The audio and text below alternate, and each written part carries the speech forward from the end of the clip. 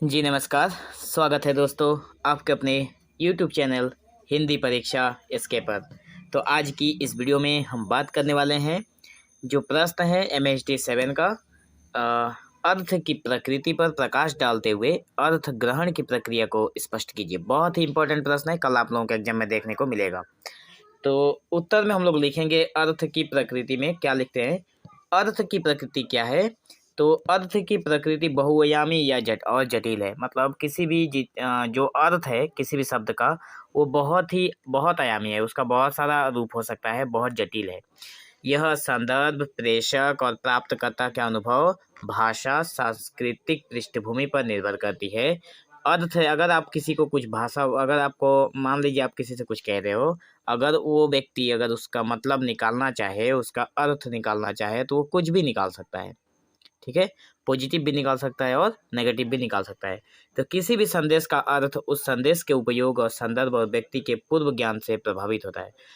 कोई भी संदेश है उसका अर्थ तब निकलेगा जब उसके ऊपर उसके व्यक्ति का जो पूर्व ज्ञान है उसी के ऊपर निर्धारित करता है कि व्यक्ति उसका क्या अर्थ निकाल सकता है। अगर आप कुछ सही बात भी अगर किसी को बोलेंगे, अगर वो उसकी गलत मतलब निकाल सकता है तो क्या होगा कि आप दोनों के बीच झगड़ा हो सकता है। तो अर्थ की प्रकृति को निम्नलिखित बिंदुओं में समझा जा सकता है, जैसे कि व्यक्तिनिष्ठता। व्यक्तिनिष्ठता में क्या क्या चीज़ें हैं? हर व्यक्ति जो है मतलब अर्थ समझने का तरीका अलग अलग हो सकता है। मतलब व्यक्ति विशेष अलग अलग होगा, हर व्यक्ति का अपना तरीका है किसी के बातों को समझने का। यह व्यक्ति की सोच, भावनाओं और अनुभवों पर उसकी निर्भर करता है कि वो व्यक्ति आपके कहे गए शब्दों से क्या अर्थ निकालता है। दूसरा नंबर एक पॉइंट है हमारे सामने संदर्भ निर्भरता, जो कि कॉन्टेक्स्ट डिपेंडेंसी है कि आप अ, किस चीज़ के ऊपर, मतलब यहाँ पे बताया गया है कि अर्थ हमेशा संदर्भ पर आधारित होता है। आप जो कह रहे हो उसका जो लाइन बोले हो उसी के ऊपर अर्थ निकलेगा। ठीक है, एक ही शब्द या वाक्य का अर्थ अलग अलग संदर्भों में अलग अलग हो सकता है।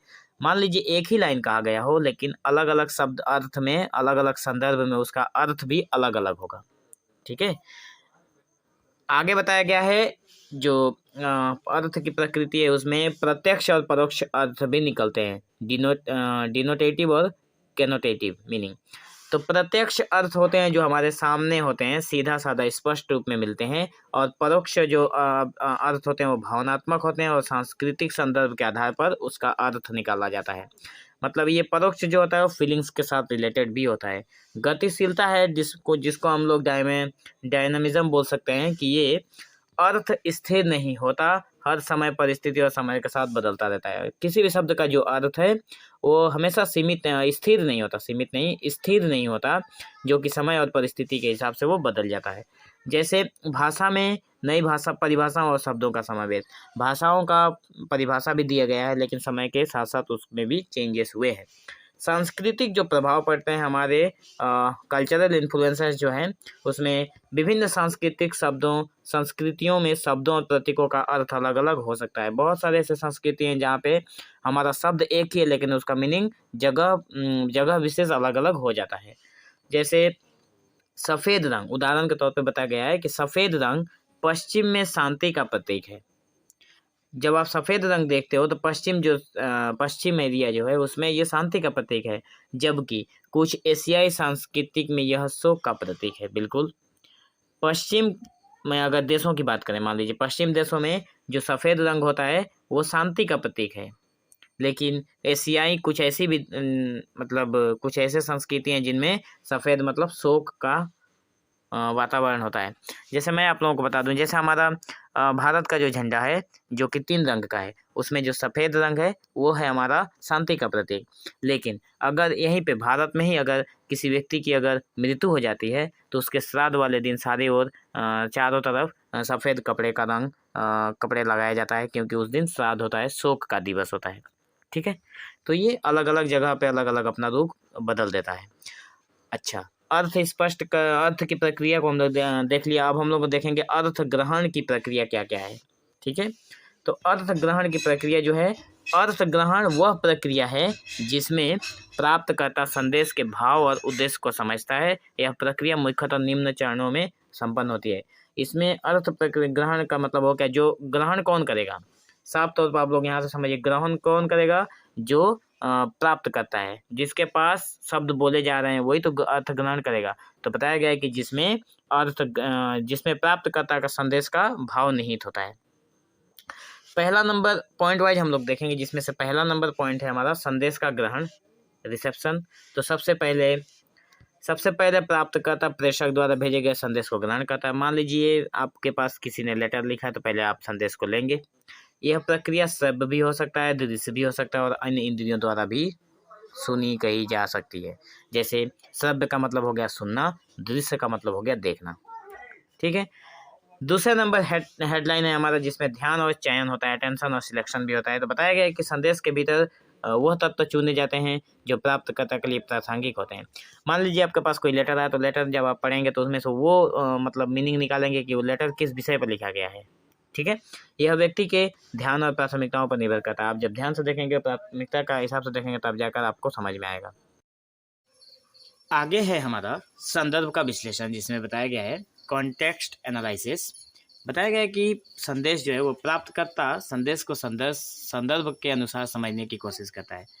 जिस संदर्भ में जो संदेश पहुंचाया जाता है, जो प्राप्त करता है, उसी संदर्भ में उस बात को समझने की कोशिश करता है। अब इसमें जो उसके शब्द हैं, भाव हैं और परिस्थिति का अच्छे से विश्लेषण किया जाता है। ठीक है। आगे बढ़ते हैं। चौथा नंबर पॉइंट है, जिसमें बताया गया है कि पूर्व ज्ञान और अनुभव का उपयोग। इसमें व्यक्ति जो है अपने पिछले अनुभव, ज्ञान, समझ के आधार पर संदेश का अर्थ निकालता है। ठीक है।